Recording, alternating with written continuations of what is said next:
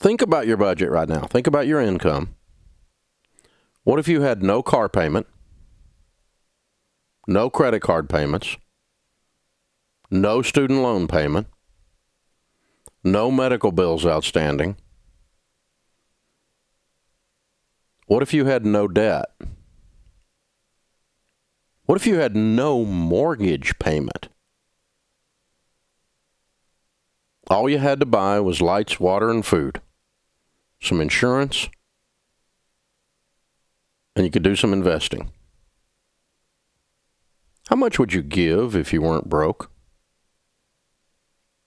If you weren't working for everybody else? If you weren't working for Lexus Motor Credit, Toyota Motor Credit, Chrysler Motor Credit, Ford Motor Credit? How many motor credits do I have to give you before you get this? If you weren't working for Countrywide, if you weren't working for Visa and MasterCard and God help you, Bank of America, if you weren't working for Sally Mae, what if you worked for you? What if you had no payments? Would you work at the job you work at if you didn't have to pay payments? Would you take a different job? Would you tell them to take that job? And yeah, you would, wouldn't you? Next time the boss comes in being a jerk, you could just start walking out. Where are you going? I don't have any payments.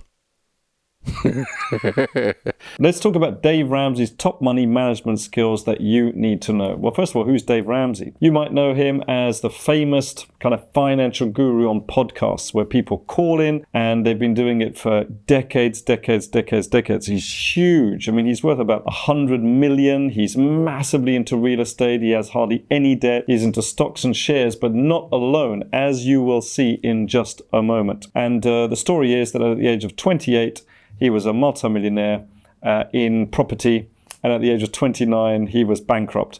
And that kind of really taught him a big lesson, where he then found God, and he decided that what he was going to do was to help other people avoid this kind of thing. So if you want to be like a millionaire over time, then his approach, he has a seven-step approach.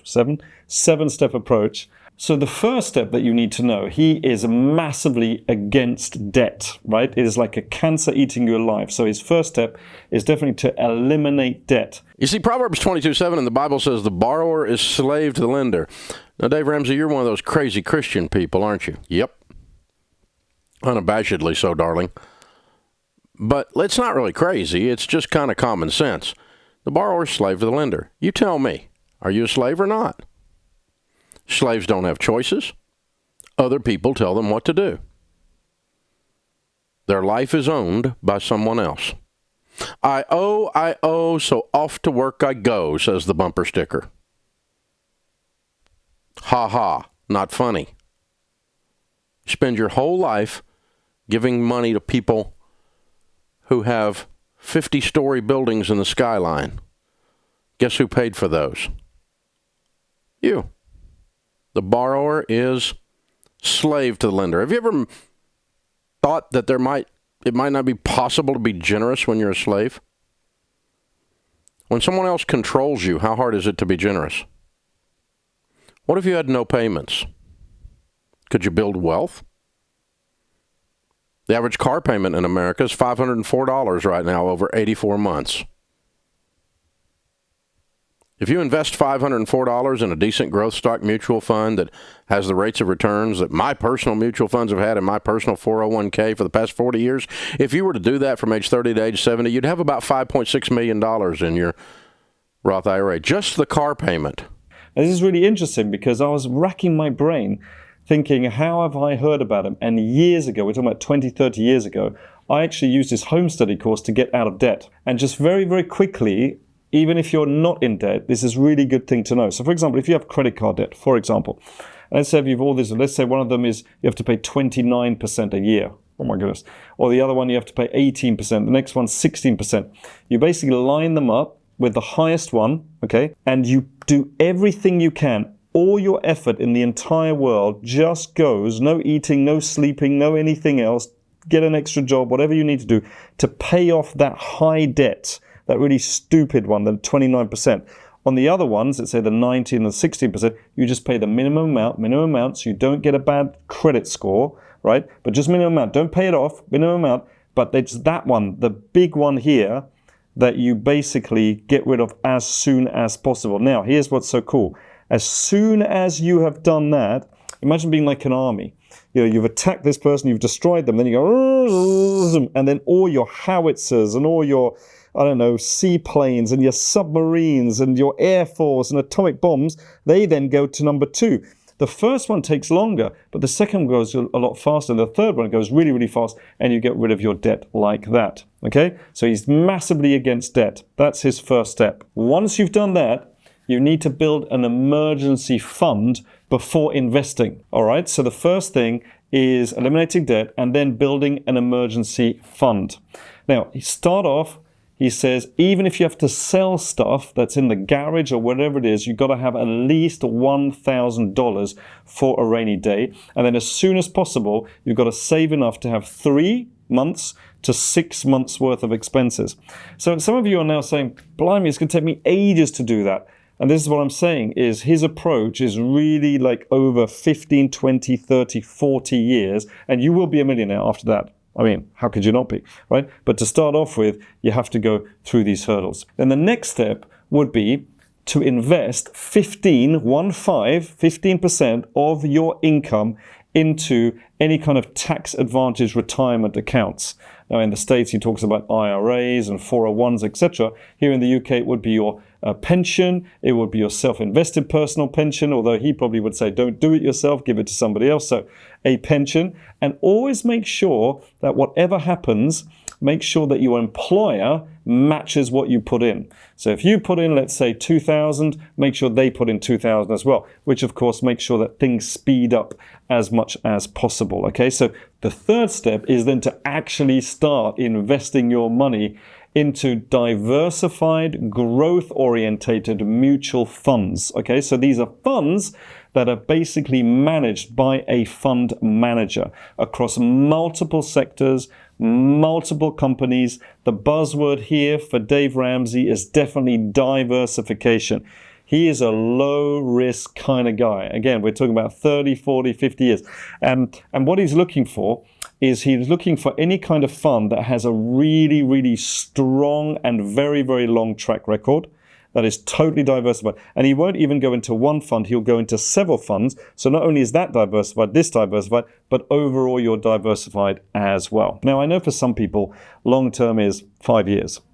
For some people, it's 1 year, okay? For Dave, it is literally 30, 40 years. And he's all about investing consistently. And if you can, automate it as much as possible. So, for example, monthly contributions to your investment account. Every single month it goes in. It's like forced savings or forced investments that just go in automatically. It's something that you can set up with your fund manager, for example.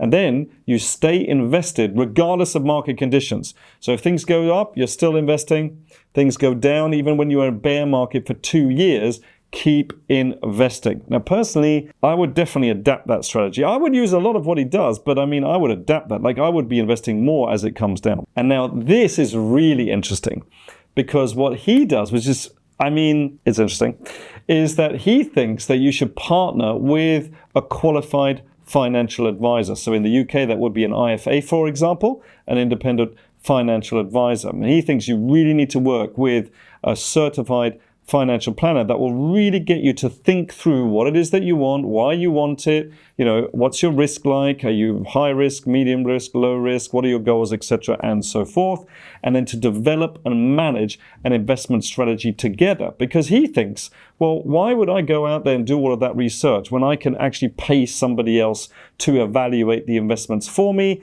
So out of the hundreds of funds that are out there, he can basically, or he or she can prioritize the mutual funds, with a strong 10-year track record, for example. He won't look for anything less than 10 years. So we know that it outperforms, and this is important, outperforms the S&P 500. So he's looking to outperform the market. So for example, a fund averaging, let's say 12% annual returns over 15 years versus maybe the S&P 500 whatever, 8, 9, 10%. He's looking for a fund averaging 12%. And if it's been proven over 10 years, you've got this fund that's done it, this fund that's done it, this fund done it, then sit down together with your financial advisor and then choose maybe 1, 2, 3, or 4. By the way, not one. I know I just said one, but definitely 3 or 4 funds like that. And he said, consider fund manager experience and fund characteristics. Is it extremely diversified? Is the manager in there for a long time? Do they have that track record? Very, very important indeed. Not only very diversified in stocks, etc., but also different assets. So this fund might also say one fund specializes maybe in stocks and shares, the other one maybe in commodities, the other one maybe in precious metals, but then one might be, for example, into real estate. He also divides his investments into 4 categories. So he's looking for mutual funds in 4 different categories. One of them would be income. So he's looking for income. The other one is growth. You say, well, that makes sense. The other one is aggressive growth. And the 4th one would be international funds. Really interesting. So if you have, for example, $10,000 to invest, he would split $2,500 in one, $2,500 in another, $2,500 in another, $2,500 in the 4th one. Yeah? Now, he does favor mutual funds over individual stocks. So he is against you doing, like Benjamin Graham, doing your intelligent research to outperform the market by going into stocks that are maybe undervalued. He's totally against that. He just says, no, don't bother doing that. Get on with your life. Go into funds. Funds with a fund manager, which is really interesting. I really don't agree with that. And again, include rental properties, but then without debt. So either buy them outright, or maybe put 20% of your money in maximum. So to give you an example, let's say you have $150,000 worth of rental property with 20% down payment. So that's your money putting in, but if possible, even more. Whereas most people are looking to put in less. So let's say 10%, 5%, 0, or even cashback. Dave is totally different. He does not believe in debt, which is really interesting because most wealth experts say there's bad debt and there's good debt. And when it comes to property, that's good debt. So it's really interesting. He just hates, I think he was really, when he went bankrupt, I think that really did a massive head job on him. And I guess it goes without saying, the idea isn't for the asset to be growing. Yes, that's very, very nice. But actually, what you really want it for is for positive cash flow. So you're looking to rent out to make sure that you're getting positive cash flow every single month. And then the fact that the asset actually grows as well and is worth more is just an added bonus on top. For him, it's all about cash flow. So let's have a look at his criteria for taking profits, for actually selling stocks or mutual funds, I guess. Remember, he is all about a long-term perspective, 30, 40 years.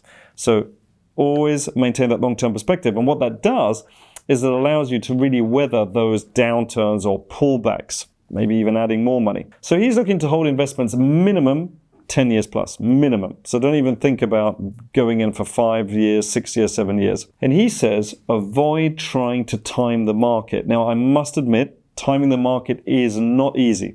Definitely time in the market is much, much simpler than trying to time the market. But come on, you can time it a little bit. No one says you have to get in right at the bottom, but as things are going down, it's cheaper. You can start investing more, can't you? Come on, Dave, come on, up, surely. Anyway, back to Dave. He says, allow investments to compound over decades, obviously, because he's got a long-term view, and keep investments even after significant growth. Now, that's interesting as well. So he's not somebody who kind of like, as things are going up, starts coming out of them. Look, you're in it for the next 10, 20, 30, 40 years. So even if it goes up a lot, just stay in. Okay. What else? All right, here's an example. If you hold a mutual fund after a 50% gain, which is pretty good for a fund, I have to say, knowing that the long-term potential is even greater than that 50%, well, over 40 years it would be, right? Don't sell. Next, he says, avoid frequent portfolio tinkering. So avoid going in and out and changing your mind, etc. And I guess part of the reason is because part of that is based on emotions. You shouldn't have any emotions. But another thing is costs. Every time you come in and come out, you are incurring more costs, especially with funds. On the other hand, he does say, make sure you rebalance annually to maintain desired asset allocation. So what that means is once a year, if let's say one of your mutual funds has grown by 50 to 100%, then it's time to come back out, make sure that it's all the same size again, buy some of the other ones. So that kind of makes sense because it means the others have been underperforming. It's time to get in. Maybe they're even down. If they have a long-term strategy, you're buying down.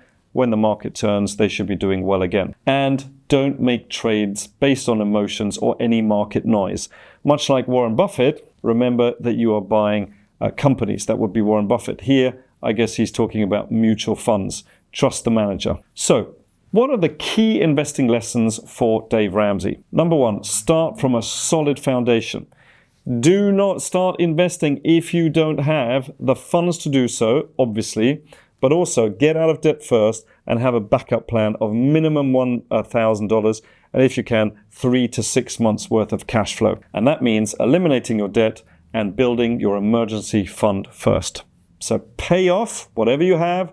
If you've got a £20,000 car loan, pay it off. Save $15,000 before investing. It's so interesting. He is against any kind of leverage or even working a little bit smarter.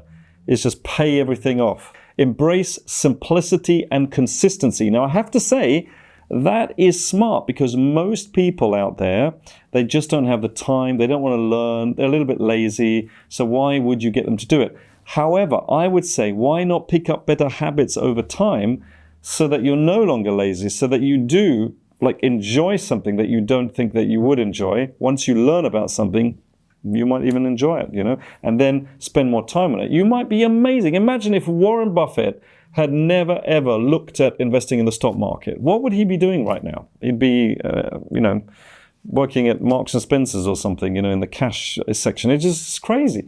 So look into it. You might even love it. Next, set up automatic monthly contributions to well-diversified mutual funds. So for example, if you have $500 per month, make sure you put it into carefully selected funds. Remember, these funds aren't selected just by you. You've got to have your independent financial advisor that is going to be helping you. This is not me. This is Dave Ramsey, okay? Next, so Dave talks about seeking guidance, but not just guidance, accountability from this financial advisor. So the financial advisor is supposed to kind of keep saying to you, are you still doing it, etc., and so forth. Well, if he's got a long-term view, I guess that would be every year or so. Stay the course during market downturns. Bear markets is just an opportunity to buy more. Now, I agree with that. Bear market is an ideal opportunity for you to get into something you've already invested in at a much lower price. What does that do? You're going to be getting into profits much faster, and you'll also make more money as well. Now, Dave is extremely religious, and so therefore his whole thing is donating a portion of investment gains to charity. Not that you have to be religious to do that, but that is part of his philosophy, and maintain a modest lifestyle, which does make sense, especially at the beginning. For me, especially at the beginning, because you want to be paying off that debt and you want to be having that buffer and then start investing. You have got to cut down on everything that you're doing. Whatever got you into debt, you're going to have to change your lifestyle, modestly, live that way in order to start investing as soon as possible. That is Dave Ramsey's philosophy.